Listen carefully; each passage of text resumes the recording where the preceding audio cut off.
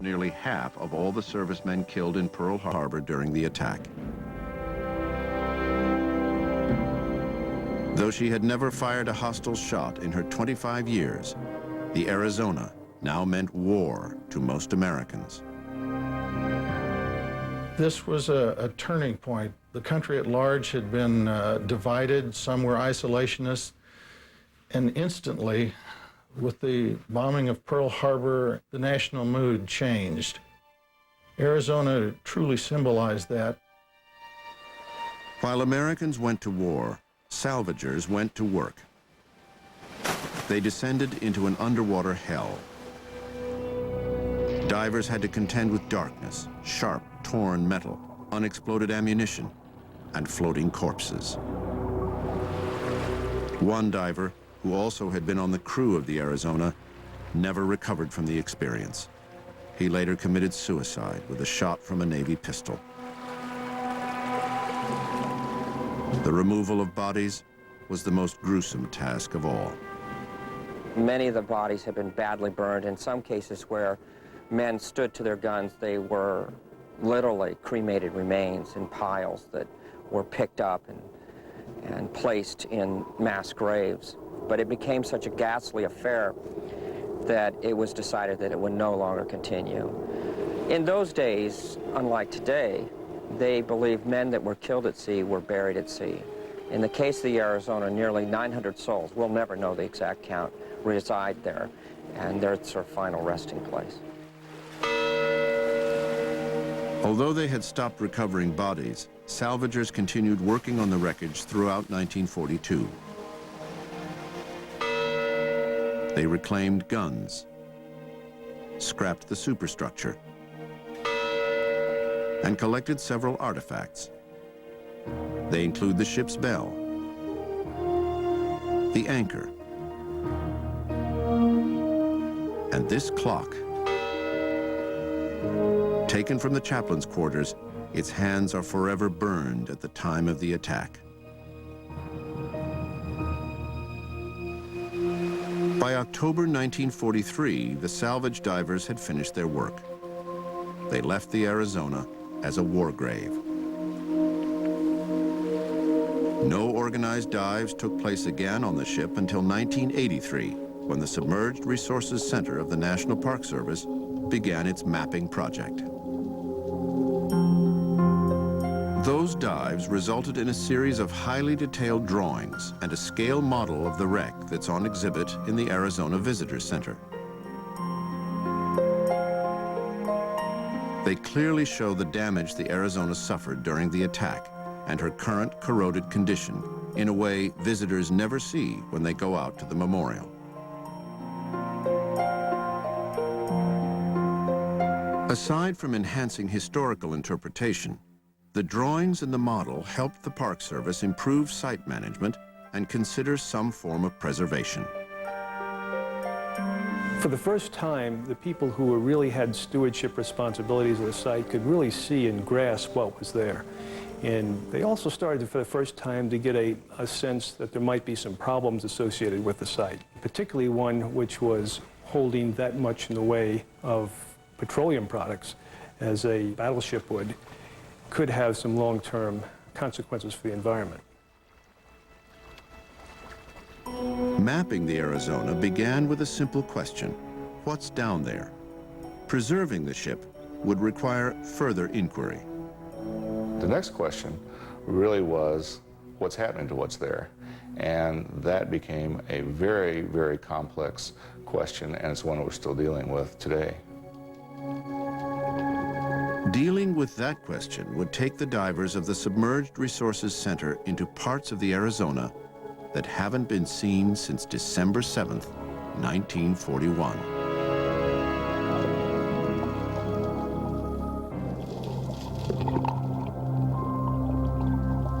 In 1983, the National Park Service initiated dives on the USS Arizona to give them an introduction to the ship's condition.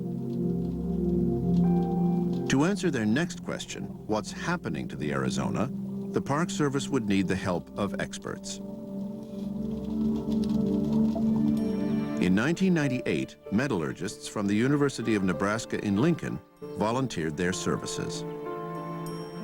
Our objective has been to assess how does corrosion occur on the structure, how do we evaluate the corrosion rate, and then we want to pass this information on to the Park Service.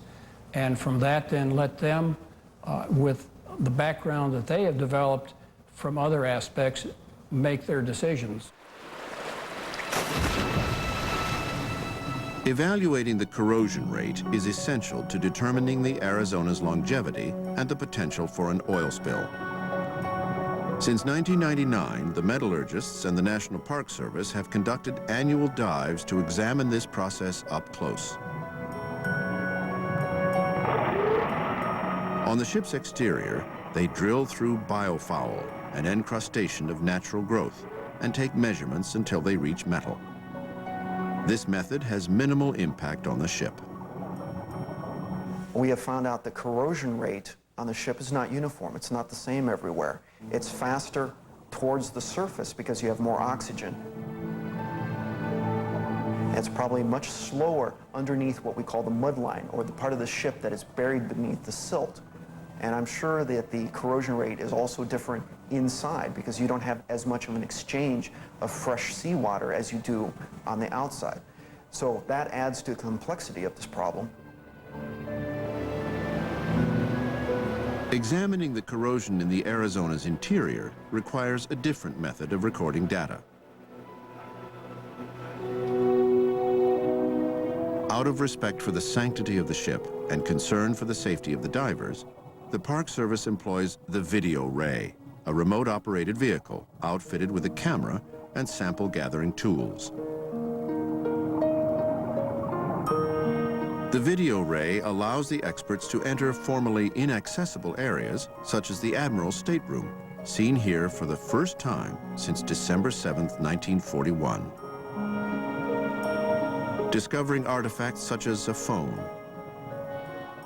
a soap dish, a light fixture, and a table reminds them on a personal level that the Arizona was once a city gone to sea. We'll be working with the ROV, taking measurements and just looking at the bulkhead, and then swinging it by a closet and see a uniform hanging there. There's an immediate human connection that is just remarkable, and it happens every single time. And there's scientific data to be gained from it. The fact that a uniform has remained in an area that has oxygenated seawater really indicates that the state of preservation is really pretty good. The complex corrosion process on the Arizona requires much more study. Ultimately, the metallurgists will apply their findings to a structural analysis of the ship using hundreds of original blueprints. The results will aid in determining the Arizona's stability. The metallurgists expect to complete their work within 5 years, but for now, they know enough to make the following evaluation. From our assessment to date, I think the state of the Arizona, it's in pretty good shape for being 60 years in the water and nothing done. There's certainly a lot of corrosion that's taken place on it, but it's nowhere near the point of collapse at this point. Corrosion reaction could be a problem literally decades down the road, but right now we feel it's very stable. The Arizona's stability gives experts enough time to study the oil still inside her and better predict when there might be a spill. Though it's seemingly everywhere, the oil remains as elusive as it is slick. Then the question is, where exactly is the oil? We know that the bunkers at one time held all the oil. That was their job. A lot of those bunkers are compromised. Where did the oil go? Some of it is still in those bunkers, and some of it we think is pooled in the overheads on the succeeding decks as you come toward the surface. We're trying to find out how much there is, and also the state of the oil. Divers collect oil samples for the Marine Biomedicine and Environmental Sciences Department at the Medical University of South Carolina. Volunteers there have just started to study the state of the oil and its effect on the marine life in Pearl Harbor. My personal feeling is that it's going to be very difficult to prevent an oil spill. I think we can reduce corrosion rates. I think we're going to be buying time. Ultimately, the oil is going to probably come out of the ship. We're going to need to come up with some answers, well, at least a tentative management option for the ship in the next couple of years, especially if we see an increase in the seepage of the oil from the ship. We need to do something about that soon. We can't let that continue to threaten the harbor. Beyond any tentative management option looms the next question the National Park Service must ask. Can anything be done to save the Arizona? The answer raises some intriguing possibilities.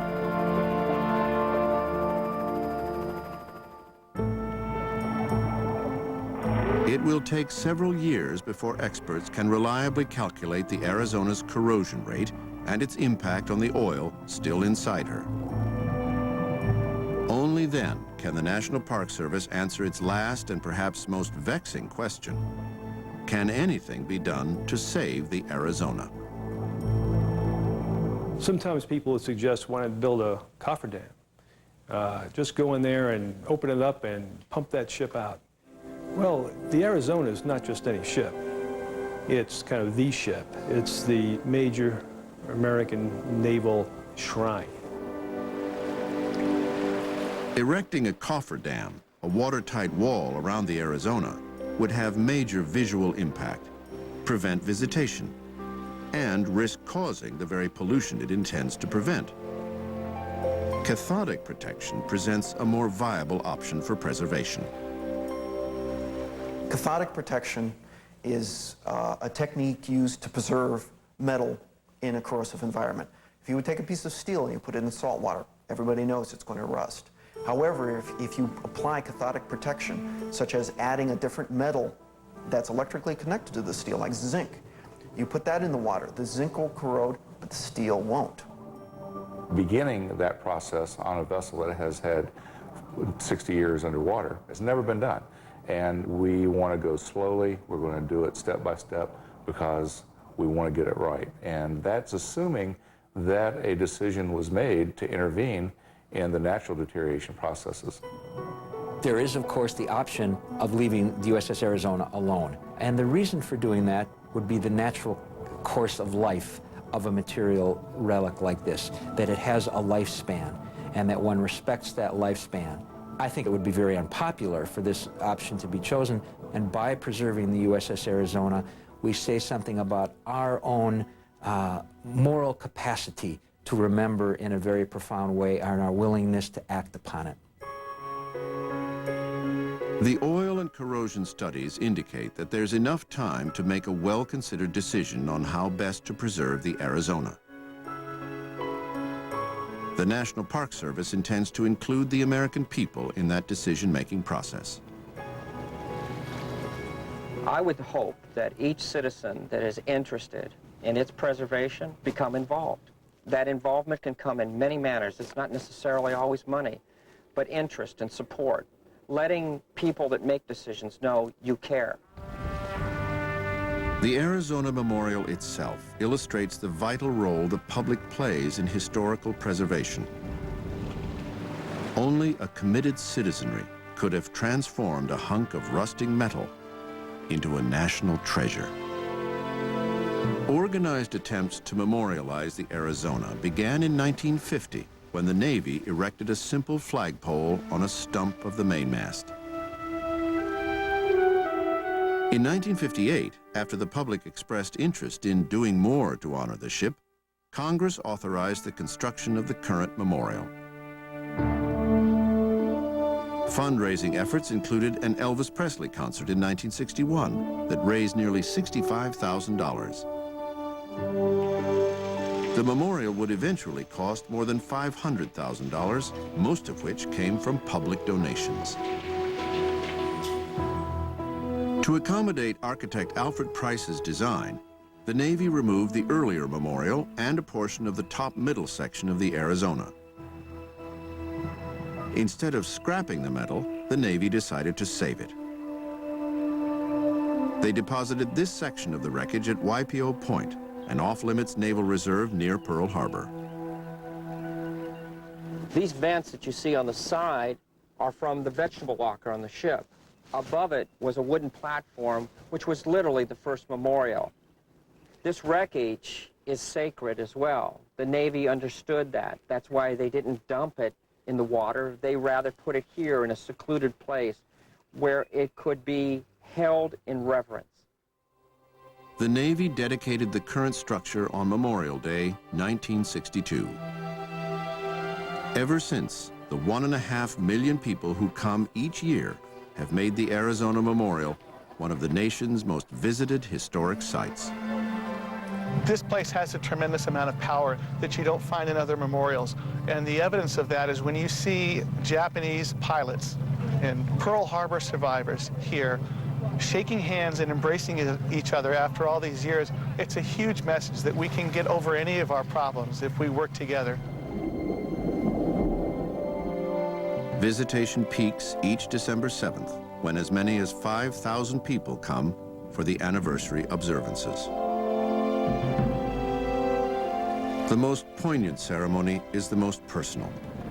Arizona survivors who have recently died and had made requests to rejoin their shipmates have their last wishes granted. Divers inter their ashes in the wreck during a private service for their families. What? Ready? Hey! What? At the public ceremonies held on the grounds of the Visitor Center, the Pearl Harbor survivors provide the last living links to that infamous day. We've done right. Among them is Richard Fisk, a volunteer at the Visitor Center. And give us peace forevermore, and give us the stamina to guard that peace, because we are thy children. On December 7th, 1941, Fisk was a Marine private bugler assigned to the USS West Virginia and witnessed the attack. We saw this hellacious explosion on the Arizona. My God, we looked at that thing, and it seemed the bow just kind of come up a little bit and settled. And I tell you, I've never seen a fireball like that in my whole life. Like many survivors, Fisk wants the Arizona preserved without causing harm to Pearl Harbor. When asked what should be done about the oil still on board, his answer may be more sentimental than scientific, but it could prove just as accurate as what the experts say. The Pearl Harbor survivors, we say, you can take it for what it's worth. When the last Pearl Harbor survivor dies, the oil will quit coming up. I believe that with my whole heart. To express why the Arizona deserves to be saved, Fisk lets his bugle do all the talking.